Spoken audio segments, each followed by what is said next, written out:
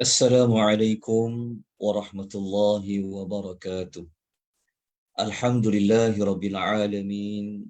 Wassalatu wassalamu ala ashrafil anbiya'i wal mursalin. Wa ala alihi wa sahbihi ajma'in.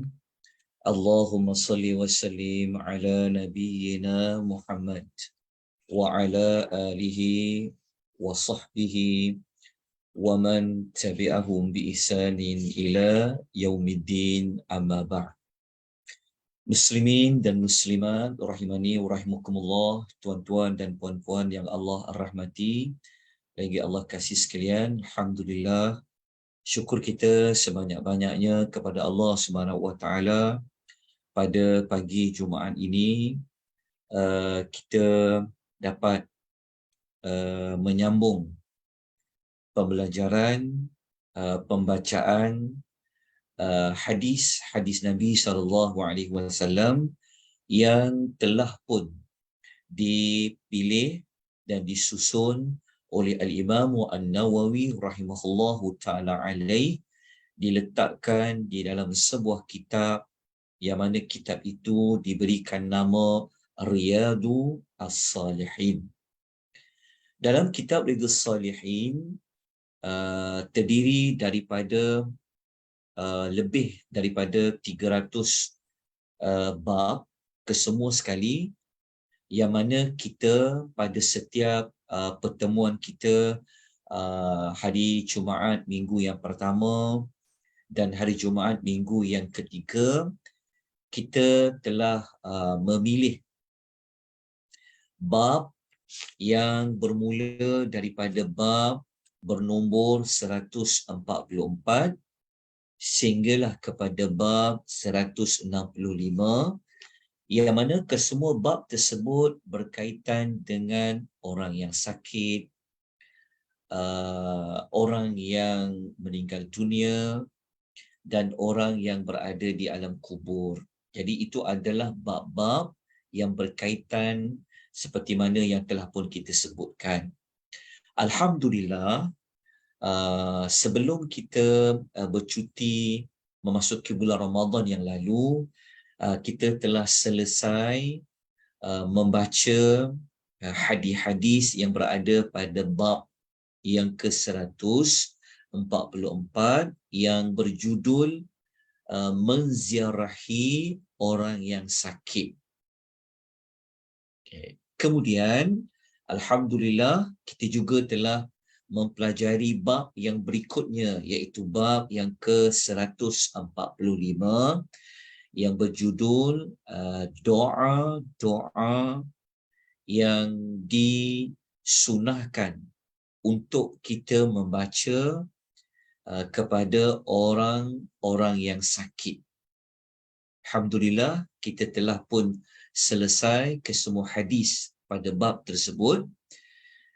Manakala pada pagi ini kita akan usaha insya-Allah untuk kita sama-sama membaca, memahami, seterusnya mengambil teladan petunjuk daripada hadis-hadis yang berada pada bab 146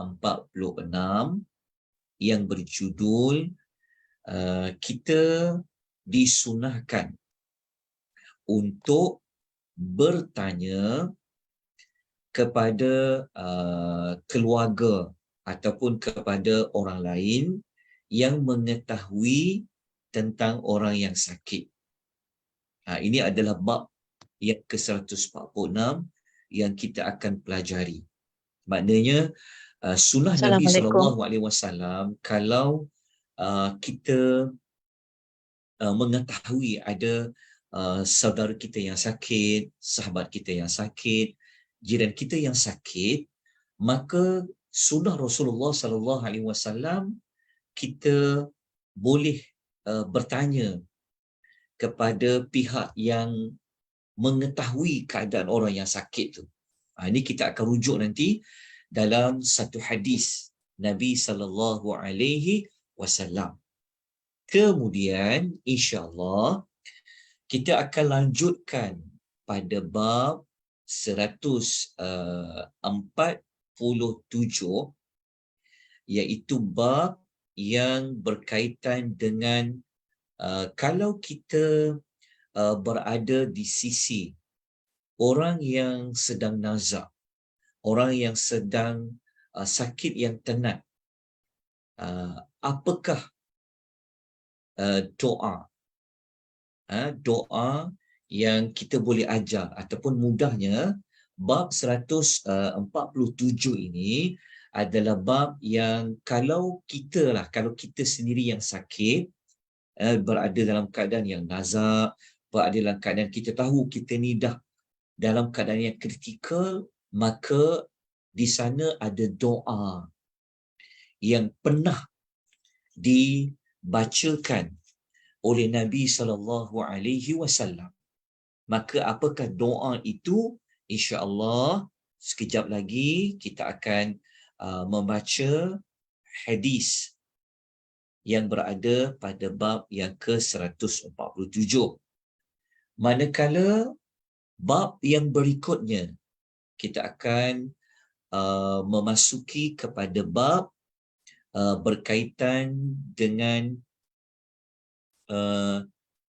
kalau kita menziarahi orang yang sakit, disunahkan kepada kita untuk kita berpesan, untuk kita memberikan nasihat, kita memberikan motivasi kepada pihak yang menjaga, yang menguruskan orang sakit, supaya dia bersabar, supaya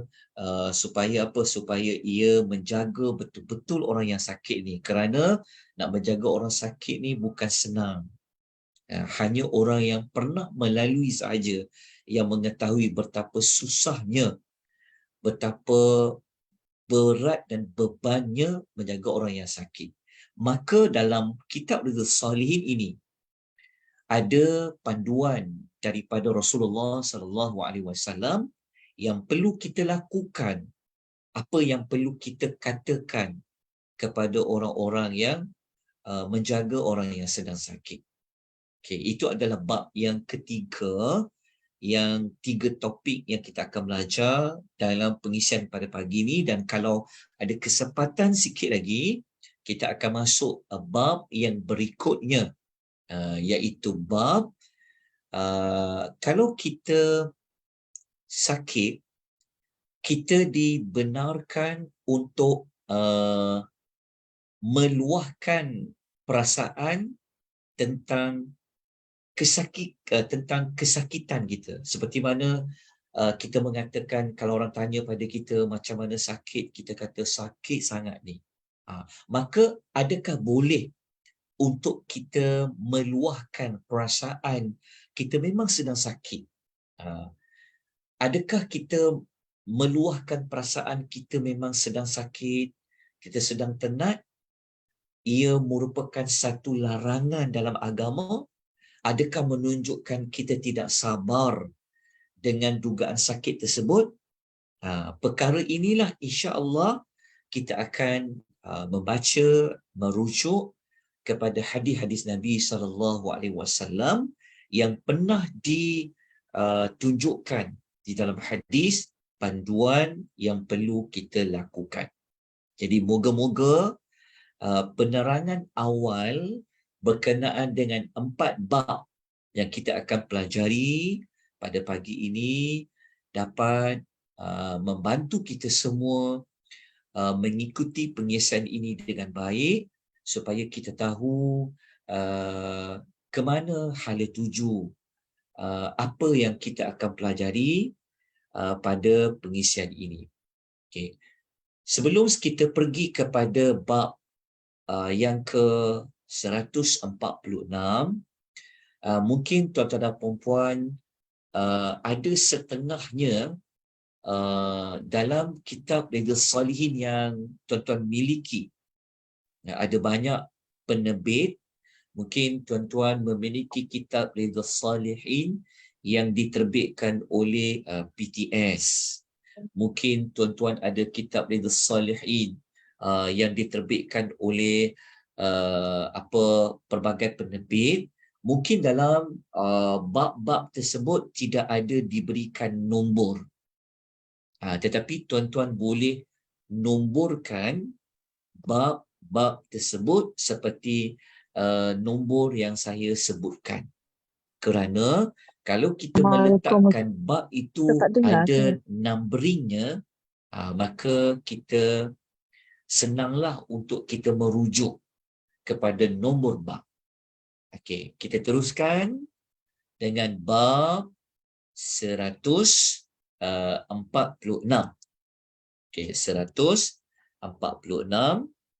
iaitu bab disunahkan. Kalau kita buka, kalau kita baca dalam Riyadhus Shalihin tu, diterjemahkan, sekejap Assalamualaikum Ustaz. Diterjemahkan pada bab itu adalah apa? Disunahkan bertanya kepada keluarga orang yang sakit tentang keadaan orang yang sakit tu. Okay. Ada satu hadis sahaja yang dinukilkan oleh Al-Imam An-Nawawi rahimahullahu ta'ala alaih, yang mana hadis ini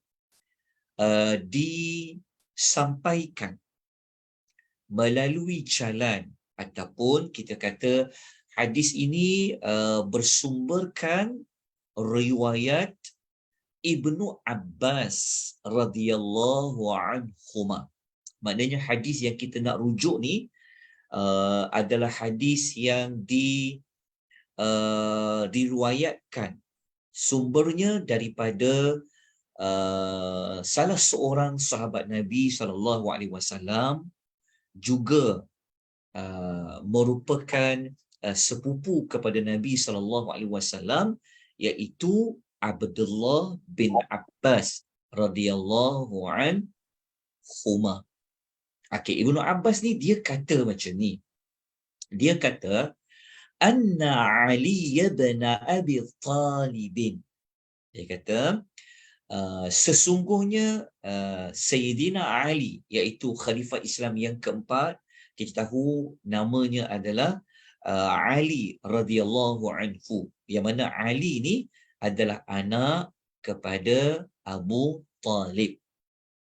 Jadi kata Abdullah bin Abbas, okey, sesungguhnya Sayyidina Ali radhiyallahu anhu, iaitu Ali ni adalah anak kepada Abu Talib.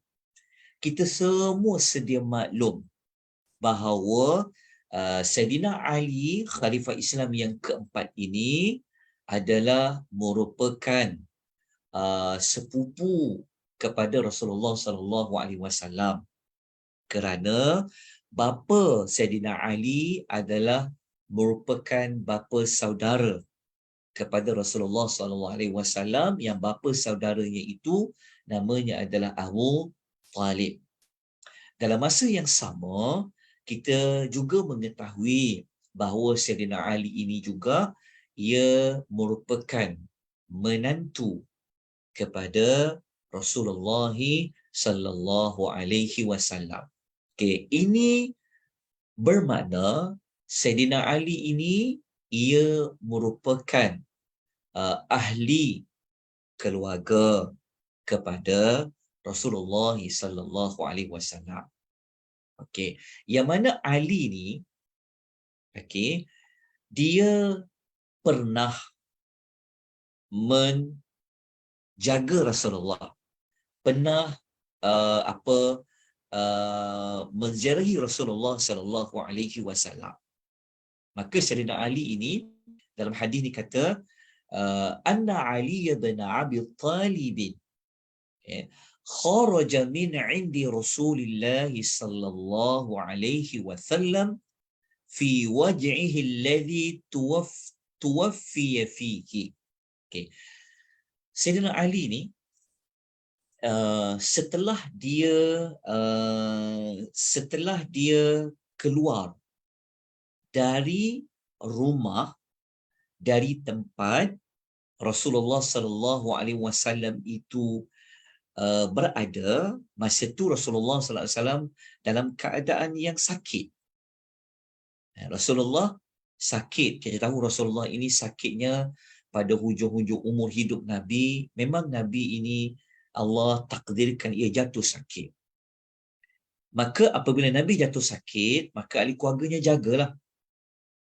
Maka Ali ni ketika mana dia dah selesai menjenguk Rasulullah sallallahu alaihi wasallam, maknanya apakah dia tahu situasi kondisi Rasulullah sallallahu alaihi wasallam.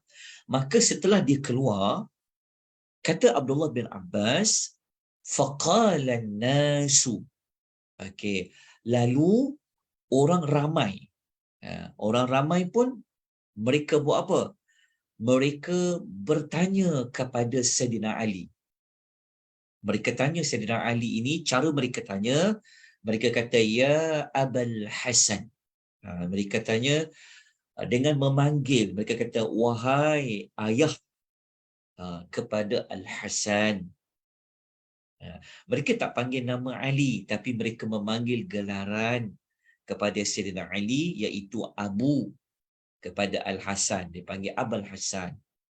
Kerana kita tahu Sayyidina Ali mempunyai anak, salah seorang namanya adalah Al-Hasan. Sebab tu dipanggil dengan gelaran wahai ayah Al-Hasan. Okey. Kenapa manusia dipanggil? Kenapa manusia ini menyuruh Ali? Sebenarnya mereka nak bertanya soalan. Mereka tanya soalan apa? Mereka kata, kaifa asbaha Rasulillahi sallallahu alaihi wasallam. Okey, mereka bertanya, wahai ayah kepada Al-Hasan, macam mana keadaan Rasulullah sallallahu alaihi wasallam pada pagi ini? Mereka tanya kepada Ali, macam mana keadaan Rasulullah sallallahu alaihi wasallam hari ini?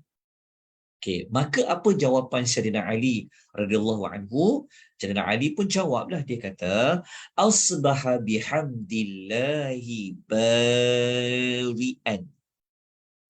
Sayyidina Ali mengatakan, dia kata, alhamdulillah, pagi ni Nabi ni dah nampak apa? Dah nampak telah sembuh. Okey. Hadis yang kita baca ni diriwayatkan oleh Al-Imam Al-Bukhari, juga diriwayatkan oleh Al-Imam Al-Bukhari. Okey. Ini menunjukkan kepada kita bahawasanya Sayyidina Ali dia ditanya oleh orang ramai tentang keadaan Rasulullah sallallahu alaihi wasallam yang sedang sakit.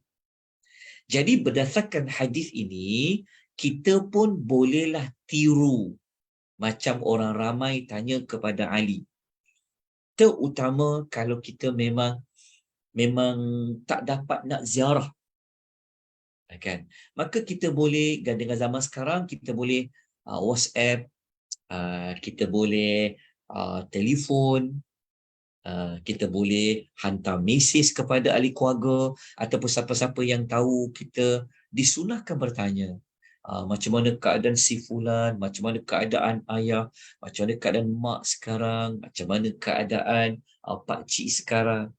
Ini adalah satu perbuatan sunnah yang elok kita ikuti, sebagaimana orang ramai bertanya kepada Sayyidina Ali radhiyallahu anhu. Okey. Kalau lebih baik, tentulah kita kena ziarah. Tapi kalau kita dah ziarah kan, tapi waktu singkat, lepas tu pihak yang sakit tu pula berada lama di hospital atau di rumah, maka sunnah kita bertanya kepada pihak ahli keluarga ke, kepada mana-mana pihak yang pergi menziarahi orang yang sakit. Okay, ini adalah petunjuk teladan yang pertama daripada daripada hadis ini. Petunjuk yang kedua, pelajaran yang kedua yang kita dapat belajar, daripada hadis ini menunjukkan bahawa para sahabat Rasulullah sallallahu alaihi wasallam ini mereka sangat mengambil berat tentang siapa? Tentang Rasulullah sallallahu alaihi wasallam.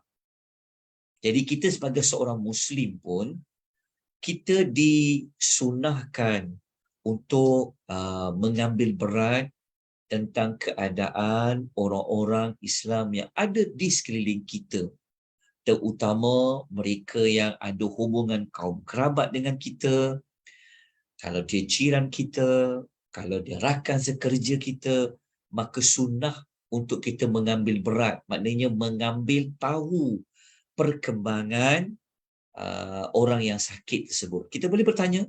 Ini menunjukkan bahawa teladan kedua iaitu mengambil berat tentang keadaan seseorang yang sakit melalui bertanya. Okay. Pelajaran nombor 3 kita dapat belajar dekat sini, kita juga sebenarnya disunahkan kalau kita nak panggil seseorang, kita boleh panggil dengan gelaran, dengan panggilan yang seronok, yang disukai oleh orang yang kita panggil.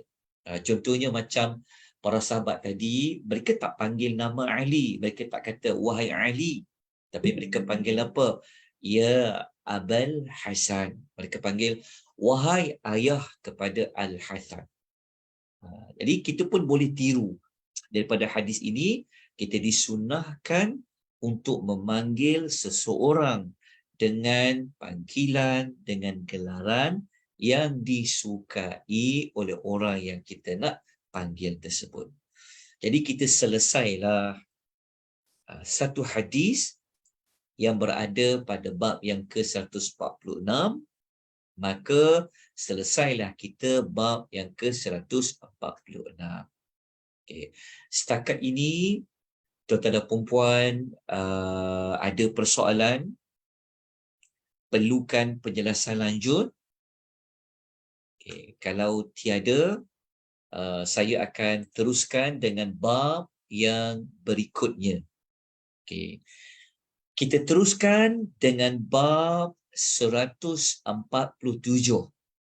iaitu bab doa yang diucapkan oleh seseorang yang sudah berada pada saat-saat yang genting. Dia sudah berada pada sakit yang kuat, ataupun dia sudah berada di ambang kematian, maka ia digalakkan, disunahkan untuk berdoa seperti mana doa yang pernah dibacakan oleh Rasulullah sallallahu alaihi wasallam. Okay. Doa ini, okay, ia disampaikan, okay, sumber hadis yang kita nak rujuk ini datangnya daripada Aisyah radhiyallahu anha qalat. Okay. Maknanya Ummul Mukminin, iaitu Sayyidatina Aisyah radhiyallahu anha berkata. Maknanya Ummul Mukminin Aisyah radhiyallahu anha menyampaikan kepada kita. Okay, dia kata apa? Beliau mengatakan sami'tu Nabiyya sallallahu alaihi wasallam. Dia kata, aku pernah mendengar. Okay, aku pernah mendengar Nabi sallallahu alaihi wasallam yaqul. Aku pernah mendengar Nabi sallallahu alaihi wasallam berkata. Maknanya Nabi pernah berdoa, Nabi pernah mengucapkan ketika mana Nabi wa huwa mustanidun ilayya. Ketika mana waktu Aisyah dengar Nabi baca doa tu, Ketika itu baginda sallallahu alaihi wasallam bersandar padaku. Maksudnya Nabi ni ketika dia nak wafat, dalam keadaan dia yang sakit sangat, dia sebenarnya berada di pangkuan Aisyah radhiyallahu anha. Kita semua tahu cerita tentang Nabi sallallahu alaihi wasallam memilih untuk ia dirawat, dia berada di rumah Aisyah radhiyallahu anha. Maka ketika Nabi berada di pangkuan Aisyah radhiyallahu anha, Aisyah mendengar Nabi mengucapkan satu doa. Doanya berbunyi, Allahumma ghfirli warhamni wa alhiqni birrafiqil a'la. Okey, ada 6 patah perkataan. Senang je nak hafal. Allahumma ghfirli. Nabi doa, ya Allah, berilah keampunan kepadaku. Warhamni, dan berilah rahmat kepadaku. Wa alhiqni, dan temukanlah aku birrafiqil a'la, dengan para nabi, pertemukanlah aku dengan orang-orang yang dekat darjatnya di syurga yang tertinggi. Maknanya Nabi SAW dia berdoa supaya kalau Nabi ini Allah Ta'ala matikan, tempatkanlah dia, kumpulkanlah dia di dalam syurga itu, di tempat yang tertinggi itu, bersama dengan orang-orang yang tinggi darjatnya. Okey, orang-orang yang dekat mereka itu dengan Allah Azza wa Jalla. Okey, saya harap tuan-tuan boleh ingat dan boleh hafal doa ini. Yang pertama apa? Minta keampunan, minta rahmat, dan yang ketiga minta ditempatkan bersama dengan orang-orang yang darjatnya tinggi di dalam syurga yang tertinggi.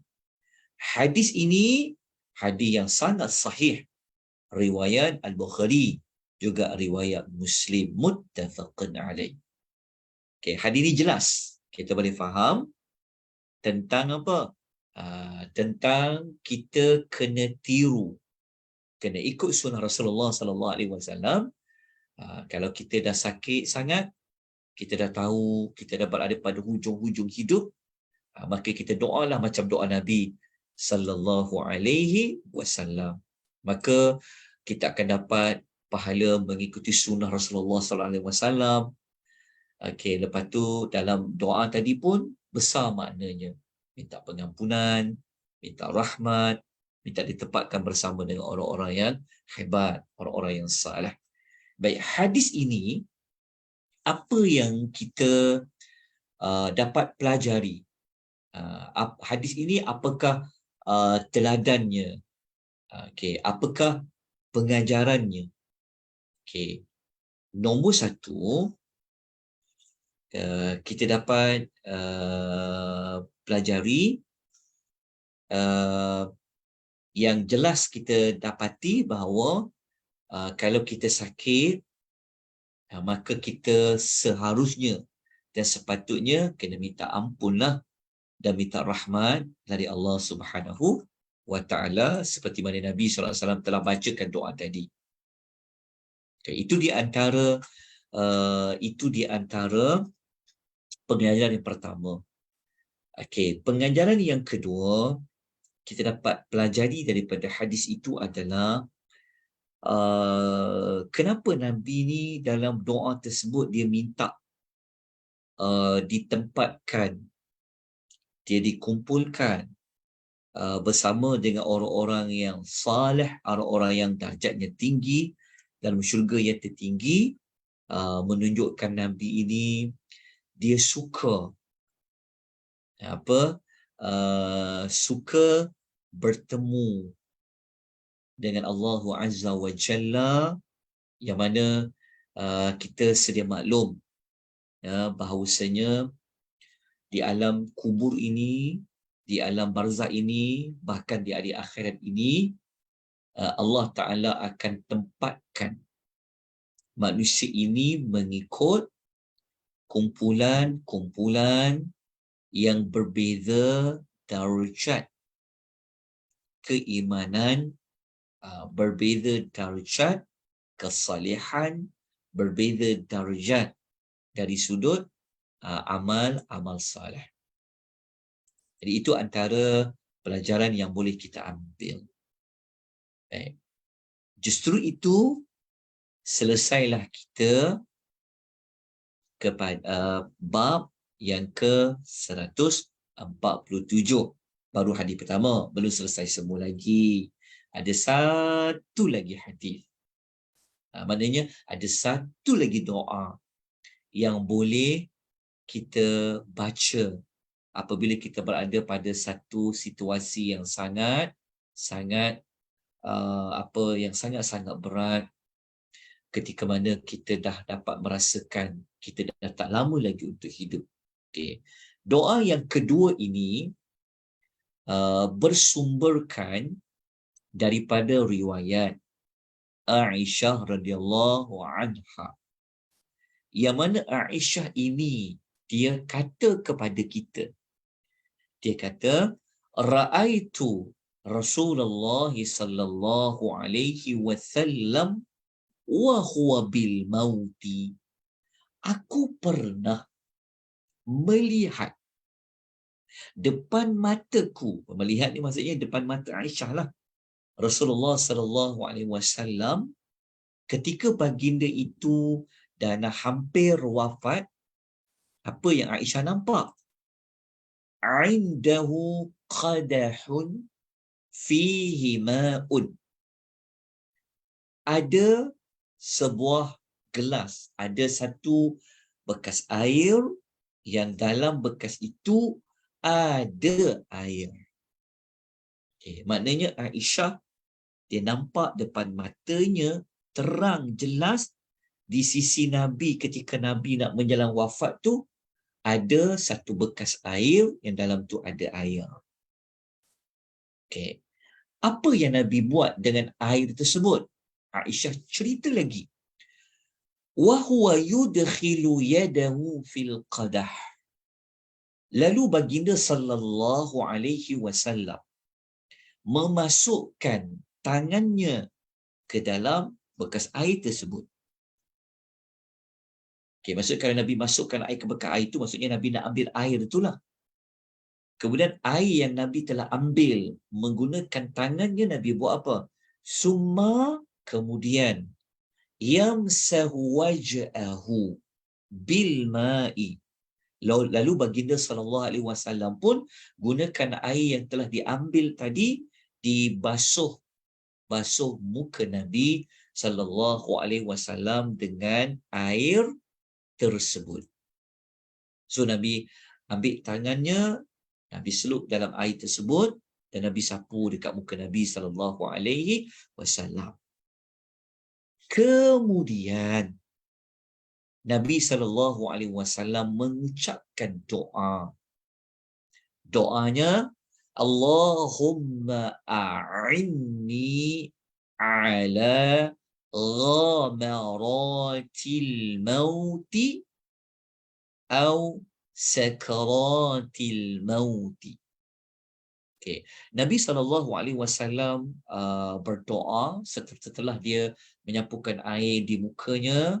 Nabi berdoa, yang doa itu maksudnya, ya Allah, a'inni, tolonglah aku, kata Nabi, ala ghamaratil mauti, dalam menghadapi kepayahan mati, au sakaratil mauti, ataupun dalam keperitan nak mati. Maknanya Nabi SAW minta bantuan dari Allah supaya apa? Supaya bantu Nabi untuk melalui sakratul maut, ataupun dipanggil dengan ghamaratil mauti. Okey. Hadis ini diriwayatkan oleh Imam Muslim, diriwayatkan oleh Al-Imamu At-Tirmizi. Juga diriwayatkan oleh Al-Imamu An-Nasa'i, ada juga dalam riwayat Ibnu Majah, ada juga dalam Musnad Imam Ahmad. Okey, cuma ada para ulama hadis mengatakan bahawa hadis ini dhaif, hadis ini lemah. Namun begitu, dari sudut pengamalan perbuatan tersebut, maka ia dibenarkan. Maksudnya apa yang Nabi buat tu kita boleh tiru ya. Kita boleh kita boleh amal. Okey, jadi daripada hadis ini apa yang kita dapat pengajarannya? Okey, apakah petunjuk daripada hadis yang boleh kita buat sebagai bekalan kita untuk kita menghadapi hari-hari kematian kita? Okey, nombor satu, sudah pasti dibolehkan menggunakan air untuk meringankan kesakitan yang dialami, terutama kalau kita ni memang masa tu kalau kita demam, sakit panas ke, maka kita boleh gunakan air itu untuk meringankan kesakitan yang sedang dialami. Seperti mana Nabi SAW lakukan. Tiada air, dia sapu pada mukanya. Kerana kita tahu sifat air ini adalah dia sejuk. Okay. Yang kedua, kita dapat belajar di sini untuk kita menghadapi kematian, maka kita digalakkan untuk minta apa? Untuk minta bantuan Allah supaya Allah meringankanlah sakratul maut bagi setiap orang yang nak mati. Sebab sakratul maut ini benar, sakratul maut ini nama pun sakratul maut. Sakit maut ini sebenarnya, nak mati ini kita akan melalui kesakitan dia. Jadi sunnahnya untuk teladan yang kedua tu, maka kita boleh buat seperti mana Nabi minta keringanan dari Allah Subhanahu wa Ta'ala. Okey. Pelajaran yang ketiga kita dapat belajar daripada hadis ini menunjukkan bahawasanya memang mati ini kita akan lalui kesusahan, ghamarat, dan kita juga akan melalui sakrat, sakratul al-maut. Okey, itu pelajaran nombor 3. Jadi kalau ada mana-mana pihak yang bertanya, ada ke sakratul maut ini ketika nak mati? Ada ke kepayahan untuk mati? Maka kita boleh gunakan hadis yang kita baca tadi sebagai hujahnya. Okay. Dan kalau nak kuat lagi, tuan-tuan dan puan-puan, bolehlah merujuk dalam surah Qaf, surah yang ke-50, cari ayat yang ke-19. Okay, cari ayat yang ke-19, kita akan temukan ada dalam ayat yang ke-19 surah Qaf penyebutan kalimah sakratul maut. Yang mana ayat itu berbunyi waja'at sakratul mauti bil haqq in dzalika ma kunta minhu tahid. Itulah ayatnya. Ada dalam Al-Quran menyebut tentang sakratul maut.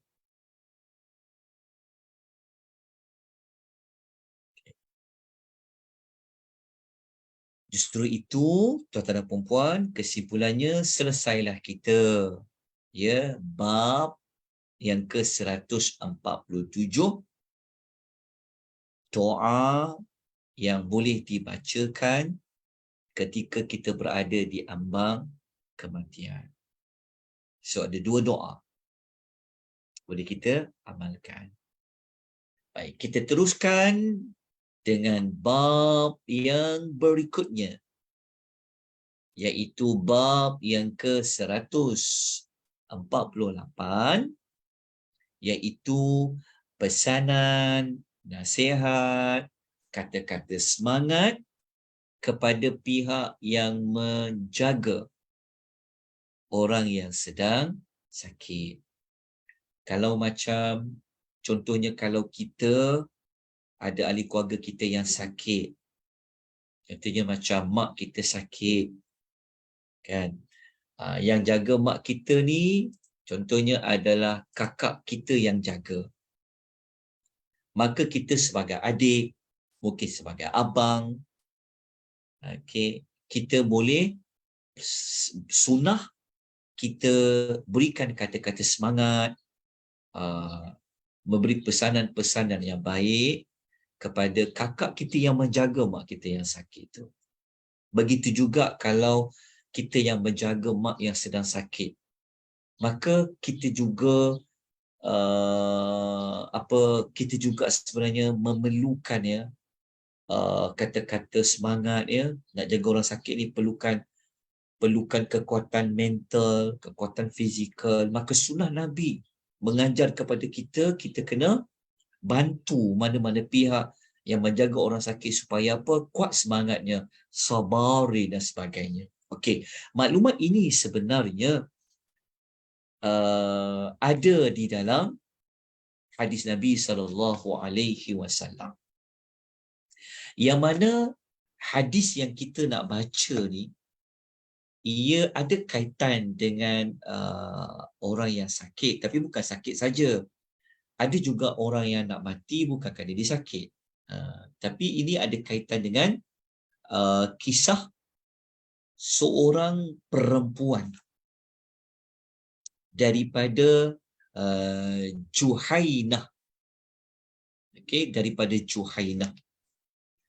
Yang mana perempuan ini, kalau kita nak tahu cerita lanjutnya, maka kita kena baca hadis yang ada dalam Riyadhus Shalihin ini, yang mana hadis ini datangnya, sumber hadis ini adalah daripada seorang sahabat, namanya adalah Imran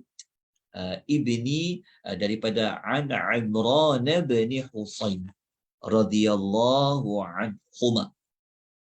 Imran bin Husain ni dia kata macam ni. Dia kata anna imra'atan min Juhainata. Okey, ada seorang perempuan daripada Juhainah. Atatin nabiyya sallallahu alaihi wasallam. Ia telah pergi bertemu dengan Nabi sallallahu alaihi wasallam. Okey. Masa dia datang jumpa Rasulullah sallallahu alaihi wasallam ini, dia berada dalam keadaan apa? Wahiya khubla minadh-dhina. Dia sedang syarat mengandung. Dia sedang syarat mengandung, tapi mengandung perempuan ini bukan melalui pernikahan yang halal. Tapi perempuan ini dia mengandung kerana telah bersekedudukan dengan lelaki lain dengan jalan yang salah, iaitu kita boleh sebut dengan istilah apa? Dia hamil, mengandungkan anak yang tidak sah taraf, iaitu hamil akibat perbuatan zina. Okay. Perempuan ini dalam keadaan dia syarat mengandung tu, dia jumpa Nabi SAW. Kenapa dia nak jumpa Nabi SAW? Kata Imran bin Husain, perempuan tu dia kata kepada Rasulullah, ya Rasulullah, wahai Rasulullah, asabtu haddan fa'aqimhu alayya. perempuan ni, dia datang jumpa Rasulullah, dia kata, "Ya Rasulullah, sila jalankanlah hukuman had pada diriku." Okay. Dia kata, maknanya perempuan ni, dia minta kepada Rasulullah supaya apa tau? Supaya jalankan hukuman apa? Hukuman Islam bagi orang yang telah berzina. Dia minta kat Nabi macam tu. Maksudnya perempuan ni dia perempuan ni dia berzina, hamil berzina, dia minta Rasulullah supaya apa? Supaya jalankan hukuman had kepadanya. Maknanya dia minta dia direjam sampai mati. Okey. Jelas cerita perempuan ni? Okey. Kemudian apa yang Rasulullah buat? Adakah Rasulullah Ta'ala, adakah Rasul ini dikesian? Rasulullah buat apa? Fada'a Rasulullah sallallahu alaihi wasallam waliyaha faqala. Maka setelah perempuan itu dia mengaku bahawa dia telah melakukan perbuatan zina, dan perbuatan zina itu boleh jelas melihat pada kandungan yang telah dia kandung tu. Maka Rasulullah buat apa? Rasulullah panggil wali kepada perempuan itu. Rasulullah panggil wali itu, maksudnya penjaga kepada perempuan itu, untuk Rasulullah beri pesanan. Apa Rasulullah kata? Ahsin ilayya. Nabi kata, jaga perempuan ni elok-elok. Jaga tu maksudnya kan perempuan tu sedang hamil, sedang mengandungkan anak. Maka Nabi pesan kepada penjaga dia, wali kepada perempuan itu, supaya apa? Jaga perempuan ini yang sedang mengandung ni sampailah dia selamat melahirkan bayi dia. Apabila dia dah selamat melahirkan bayi dia, Nabi kata, fa idza wada'at fatini biha. Nabi pesan kepada wali dia, nanti kalau dia dah selamat melahirkan bayi dalam kandungannya, maka bawa perempuan ini kembali kepadaku. Kenapa Nabi nak minta bawa semula? Kerana Nabi nak jalankan hukuman rejam kepada perempuan tersebut.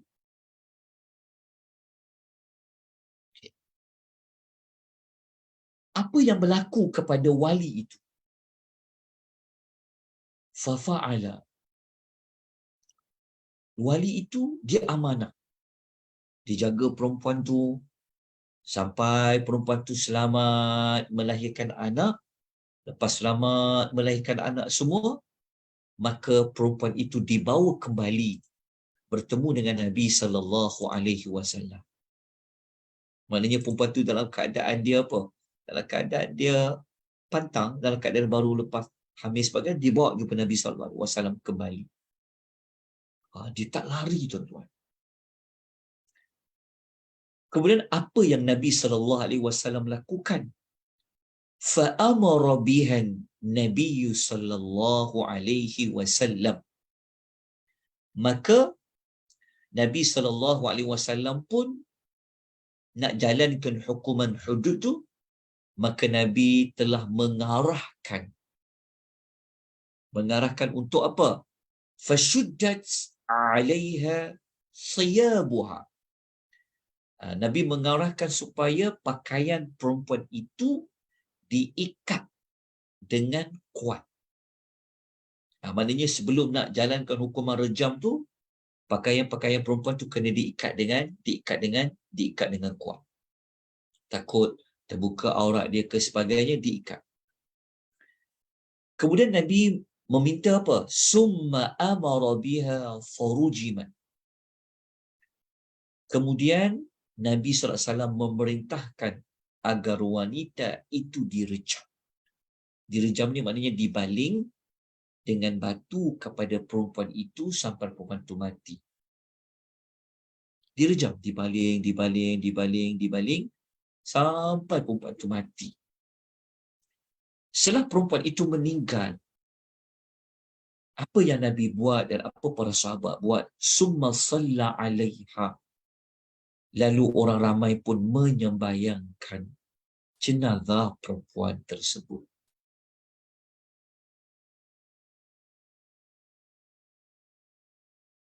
Kenapa perempuan tu dia sanggup jumpa Nabi SAW untuk direjam sampai mati? Perempuan ni sebenarnya dia mengambil pendekatan untuk dia taubat, dia nak bersihkan dosa dia adalah dengan dia dilaksanakan hukuman rejam sampai mati. Okay. Daripada hadis ni, apa kaitan dengan berpesan pada orang yang jaga orang sakit, orang yang hampir mati ni? Ada kaitan dia. Sebab tu Al-Imam Nawawi rahimahullah letakkan hadis riwayat Muslim ni dalam tajuk itu. Okay. So daripada hadis ni, apa yang kita dapat pelajari yang pertama? Yang pertama mestilah bab yang kita sedang belajar. Okay. Maknanya kalau orang perempuan tu kan dia tahu dia akan mati, direjam selepas dia bersalin, betul tak? Kan maknanya dia punya analogi ni samalah. Kalau kita tahu ada mana-mana pihak yang sedang menjaga orang sakit, macam contoh kita kata mungkin kita tahu okey, orang yang kita jaga ni dia sudah berada pada stage yang keempat. Contohnya contoh orang kena kanser, orang tahu dah kalau stage yang keempat ni dah kritikal lah ni, contoh okey, macam perempuan tadilah yang dia tahu lepas dia bersalin dia akan direjam sampai mati. Jadi kalau ada mana-mana pihak yang menjaga pihak yang akan sampai kepada ajalnya, maka kita boleh gunakan kaedah yang sama macam Nabi pesan kepada wali perempuan tu supaya jaga perempuan ni baik-baik. Kan? Jadi kita boleh pesanlah kepada ahli keluarga kita ke, kepada siapa-siapa saudara-saudara kita ke, supaya jaga baik-baik orang yang sakit ni. Kan? Banyak pahala dia, banyak kebaikan dia. Seperti mana Nabi pesan kepada wali perempuan itu untuk menjaga perempuan ini dengan baik sehingga dia selesailah melahirkan anak. Itu pelajaran pertama. Okey, pelajaran yang kedua yang kita dapat belajar daripada hadis tersebut, okey, perempuan yang mengaku berzina tadi, dia sudah boleh diterima pengakuannya melalui satu kali pengakuan pun dah cukup. Sebab perempuan tu dia tak ulang sampai 2 kali, 3 kali.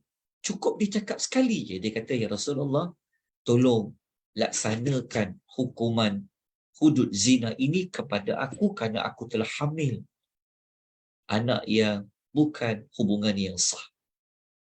Sekali dia cakap, Nabi terima dah pengakuan tersebut. Menunjukkan kepada kita dapat belajar untuk melaksanakan hukuman hudud seperti merejam perempuan yang merejam orang yang berzina tadi, maka cukup hanya dengan satu pengakuan. Tak perlulah sampai 4 pengakuan. Okey. Kalau satu dah jelas terang, boleh dilaksanakan hukuman. Okey. Pelajaran yang kedua, kenapa Nabi minta mak perempuan itu lahirkan dulu anak dalam kandungan dia? Menunjukkan kepada kita bahawasanya dalam melaksanakan hukuman, kita tak boleh menghukum mana-mana pihak yang tak bersalah. Seperti mana bayi itu. Bayi dalam kandungan tu, dia tak bersalah apa-apa.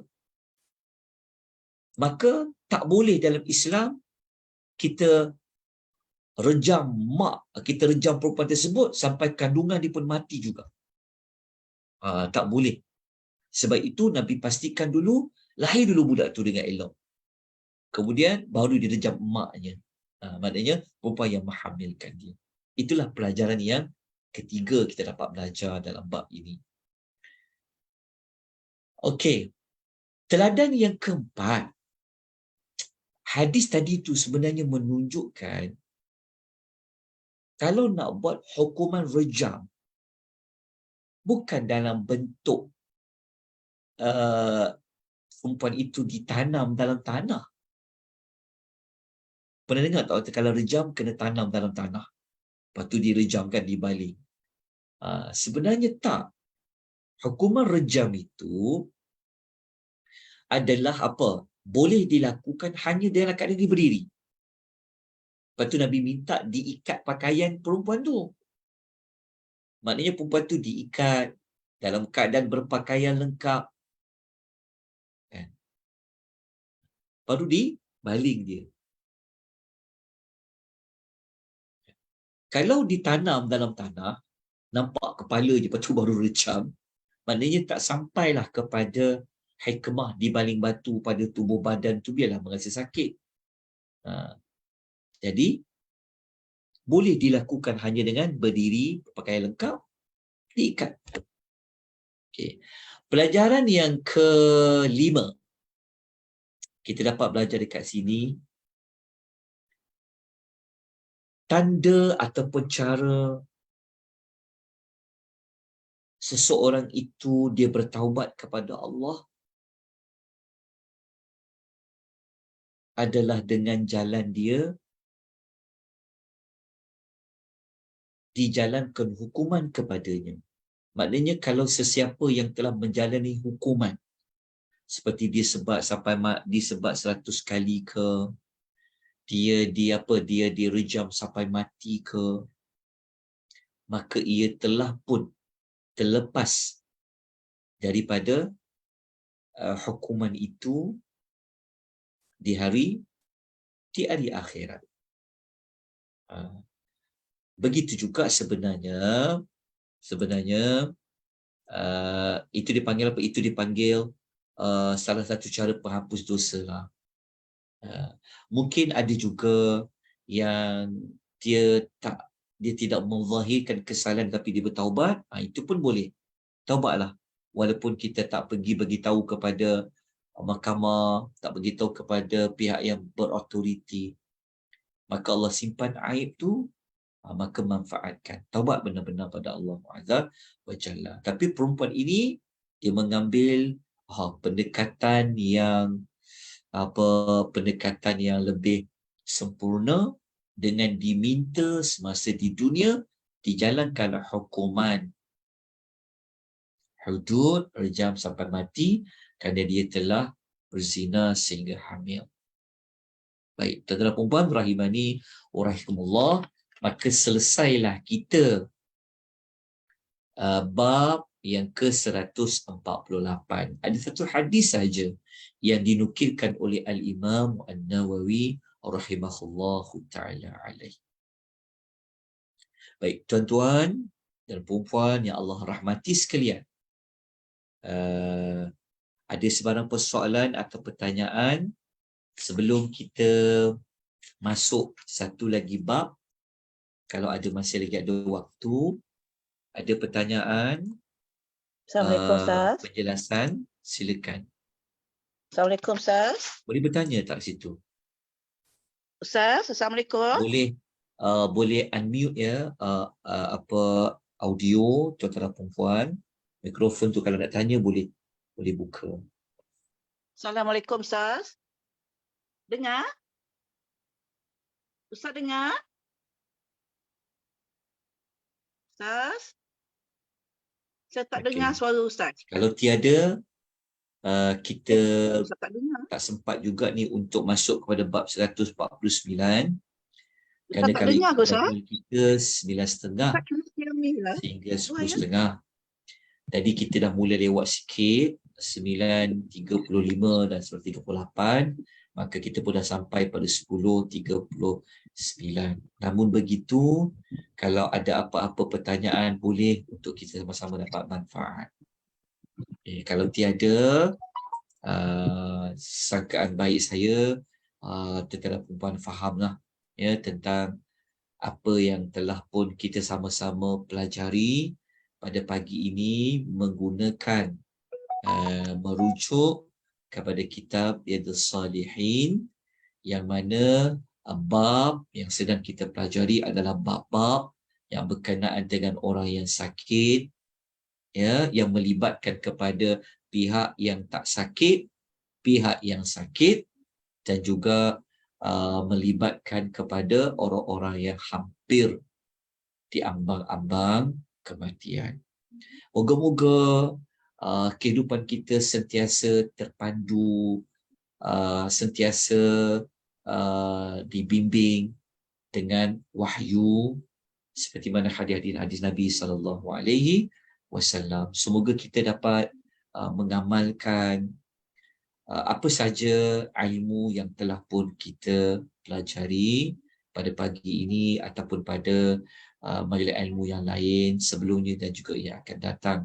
Kalau ada salah silap, kelemahan, kekurangan, saya membimbing untuk pengisian bacaan kitab As-Salih ini. Kalau ada kekurangan, kelemahan, saya mengampun dan maaf. InsyaAllah kita jumpa sekali lagi pada minggu yang ketiga akan datang. Ini adalah Jumaat yang pertama. Jumaat depan tiada pengisian. Untuk tajuk As-Salih kita jumpa nanti pada minggu yang ketiga, insya-Allah. Terima kasih.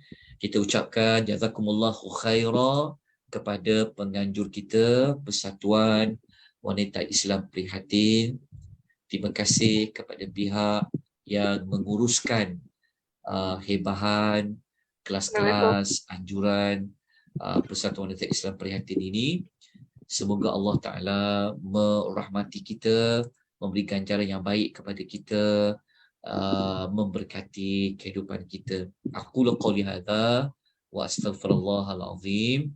Wabillahi taufiq hidayah. Wassalamualaikum warahmatullahi wabarakatuh.